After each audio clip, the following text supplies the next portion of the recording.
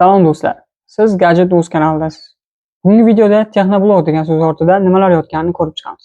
Keling oldin Texnoblog so'zi nima ma'noni anglatishini bilib olamiz. Texnoblog bu ikki qismdan iborat hisoblanadi: texno hamda blog. Texno bu texnologiya so'zining qisqartmasi bo'lib, texnika va ilmiy yangiliklarga oid ma'lumotlarga aytiladi.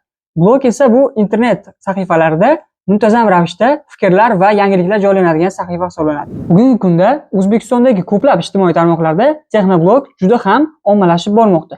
Bularga misol qilib Timur Xatamov, Texnoplov va Texnogolarni misol qilib aytsak bo'ladi. Texnoblog bu shunchaki gadjetlar haqida gaplashadigan joy emas. Bu texnologiya dunyosiga ochilgan eshik. Texnoblog bu siz va texnologiya o'rtasidagi ko'prik. Bu yerda biz yangi smartfonlar, innovatsion qurilmalar, sun'iy intellekt va kelajak texnologiyalarini birgalikda o'rganishimiz mumkin. Har bir video bu sizni texnologiya olamiga bir qadam yaqinlashtiradigan tajriba. Texnologiya hayotimizning bir bo'lagi. Biz har kuni undan foydalanamiz. Telefonda, ishda, ta'limda. Ammo har bir yangilikni tushunish oson emas. Shu sababli Texnoblog sizga bu murakkab dunyoda soddalab tushuntiradi. Bizning maqsad ham texnologiyani sizga foydali, sodda va tushunarli qilib yetkazish.